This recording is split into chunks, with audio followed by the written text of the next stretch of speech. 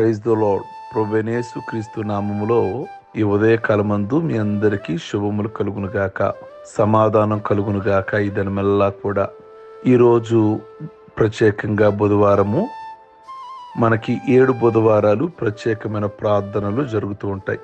తైల అభిషేక స్వస్థత ప్రార్థనలు. చాలా మంది ఆత్మీయంగా బలపరచబడుతున్నారు. కుటుంబ పరంగా కూడా ఎంతో నెమ్మది, ఎన్నో మేలులు పొందుకుంటున్నారు. కనుక ఈ ప్రార్థనకు మిమ్మల్ని కూడా ప్రేమతో ఆహ్వానిస్తున్నాము.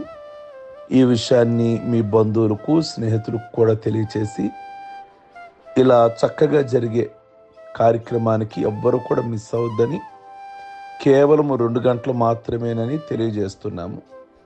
మీరు పాల్గొనండి, అనేకుల్ని పాల్గొనేలాగా ప్రోత్సహించండి. ఈ ఉదయకాలమందు చిన్న విషయాన్ని మీకు నేను జ్ఞాపకం చేయాలని ఆశిస్తున్నాను. జరిగిన సంఘటన ఒకానొక సమయంలో 1889 సంవత్సరము అర్జెంటీనా, చిలే అని 2 దేశాలు ఉన్నాయి. దక్షిణ అమెరికా ఖండానికి చెందిన దేశాలు ఈ 2. ప్రధానంగా ఇవి క్రైస్తవ దేశాలు. అయితే ఈ 2 దేశాలు ప్రక్కనే ఉంటాయి. సర్వసాధారణంగా ఇలా ప్రక్కనే ఉన్న దేశాల మధ్య సరిహద్దు వివాదాలు సహజంగా ఉంటూ ఉంటాయి. తరచు యుద్ధాలు జరగటం మామూలే. మనకుంది ఇప్పుడు ప్రక్కన పాకిస్తాను, మరో ప్రక్క మరో దేశంతో ఎప్పుడూ కూడా మనకి ఈ సరిహద్దుల దగ్గర కాల్పులు, అలాగే యుద్ధాలు జరుగుతూ ఉంటాయి. కానీ ఈ 2 దేశాల మధ్య ఇంతవరకు యుద్ధమే జరగలేదు.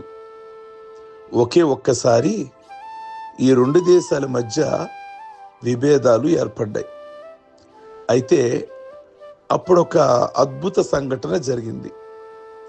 గొప్ప యుద్ధ ప్రమాదము తప్పింది. దేవునికి మహిమ కలిగింది. అది 1899 సంవత్సరం. సరిహద్దు వివాదముతో ఈ 2 దేశాలు సరిహద్దు యొద్ద మోహరించి యుద్ధానికి సంసిద్ధమయ్యాయి. ఇరువైపుల సైనికులు తుపాకులు ఎక్కుపెట్టారు. ఏ క్షణంలోనైనా ఏదో ఒక తుపాకి పేలవచ్చు, ఘోర యుద్ధం జరగవచ్చు, రక్తం ఏర్లై పారవచ్చు. అటువంటి భీకర క్షణంలో ఆ దేశంలో చర్చి పాస్టర్ ఆ సైన్యం ఉండే స్థావరాలకు చేరాడు. మనమందరం కూడా శాంతి కాముకులం కావాలి అని ప్రబోధించాడు. ఆ రోజు సరిగ్గా ఈస్టర్ పండుగ. అది విన్న చిలే దేశంలో ఓ పాస్టర్ గారు కూడా సైనికుల్ని శాంతిని గురించి బోధించాడు. ఇటు అర్జెంటీనా సైనికులకి ఒక పాస్టర్ గారు బోధ చేశారు.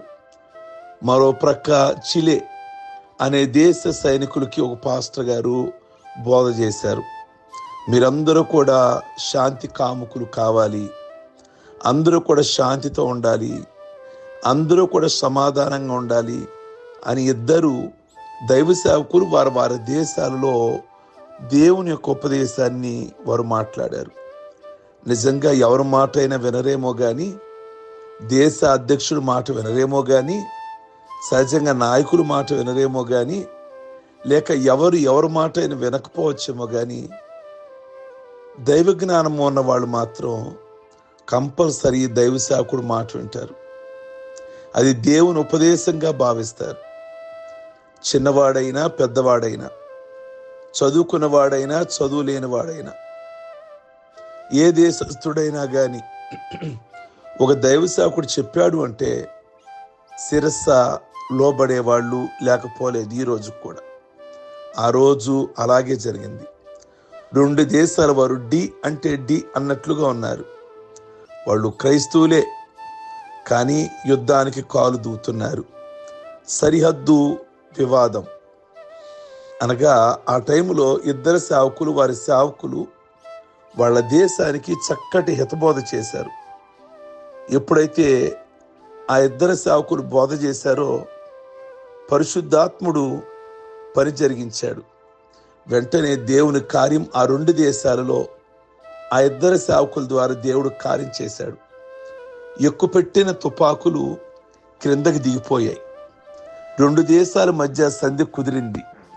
ఇక భవిష్యత్తులో ఎప్పటికీ కూడా తమ 2 దేశాలు యుద్ధానికి దిగకూడదని ఒప్పందం కుదుర్చుకున్నారు. పరిశుద్ధాత్మ కార్యం చూసారా? ఇద్దరు వ్యతిరేకమైనటువంటి వారిని దేవుడు ఇద్దరిని కూడా సానుకూలంగా మార్చాడు. అది కేవలం దేవుని వాక్యానికి మాత్రమే, దేవుని బిడలకు మాత్రమే సాధ్యమవుతుంది. ప్రియ దేవుని బిడలారా, ఇక భవిష్యత్తులో ఎప్పటికీ తమ 2 దేశాలు యుద్ధానికి దిగకూడదని ఒప్పందం కుదుర్చుకున్నాయి.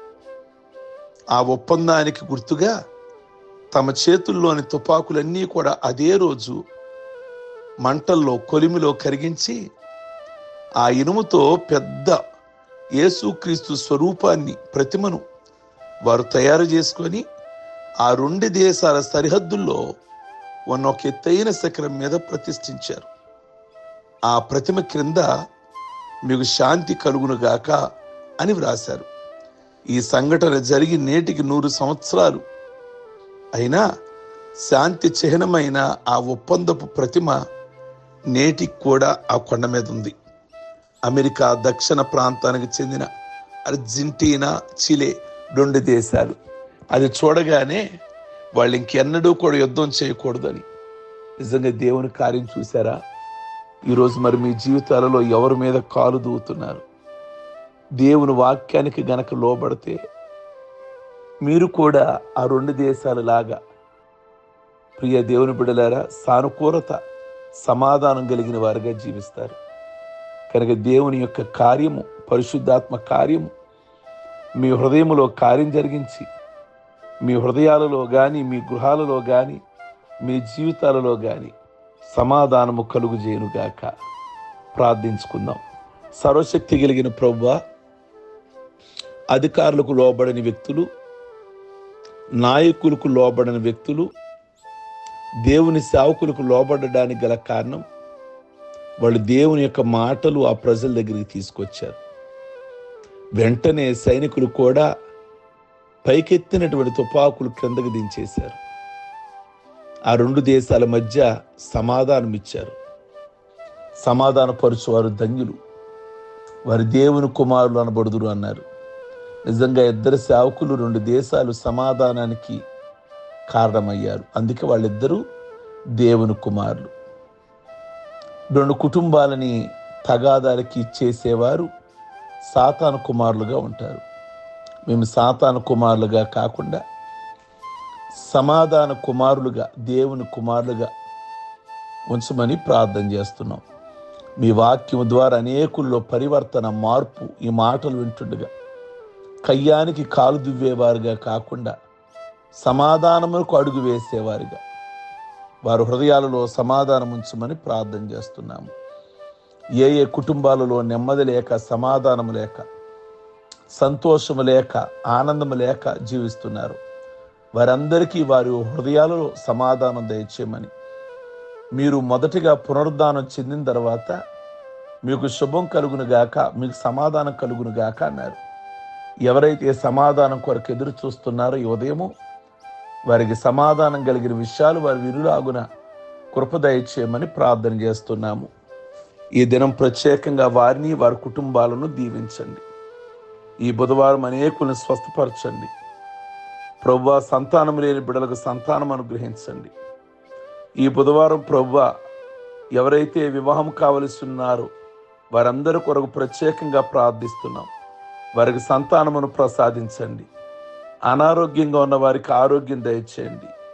ఆర్థిక ఇబ్బందులతో ఉన్న వారికి విడుదల దయచేయండి. ఇలా 7 వారాలు ఎవరైతే వారి నమ్మకంతో, విశ్వాసంతో మీ దగ్గరికి వచ్చుతున్నారో వాళ్ళందరికీ కూడా మేలు కనబరిచి మీ నామానికి మహిమ తెచ్చుకోమని, సమస్త మహిమా ఘనత ప్రభావాలు పొందండి. ఈరోజు పెళ్లి రోజులు, పుట్టినరోజులు, అలాగే బాప్టిజం పొందిన రోజులు జ్ఞాపకం చేసుకుంటున్న బిడ్డలందరినీ కూడా ప్రత్యేకంగా దీవించి ఆశీర్వదించమని ప్రార్థిస్తున్నాం. అలాగే మీ బిడ్డలు వరద బాధితులు కొరకు తీయబడిన ఆ ఫండ్ కొరకు ప్రార్థిస్తున్నాం. రేపు శనివారం సాయంకాలము సింగనగరు ఆ ప్రాంతంలో ఉన్న దైవ సేవకులకి ఇవ్వడానికి మేము వెళుతుండగా ప్రభువా, ఆ యొక్క ధనం వారి కుటుంబాలకు దీవెనకరంగా ఉంచి ఇచ్చిన బిడ్డలను కూడా ప్రత్యేకంగా దీవించి దైవాశీర్వాదాలతో నింపి మీ నామానికి మహిమ తెచ్చుకోవాల్సిందని యేసు పరిశుద్ధ నామములో అడుగుచున్నాం తండ్రి. ఆమేన్. God bless you. మీ అందరికీ ఉదయకాలం మందు బుధవారం మందిరంలో ఈరోజు 11 గంటలకు ప్రార్థనలో అందరం పాల్గొందాం. God bless you.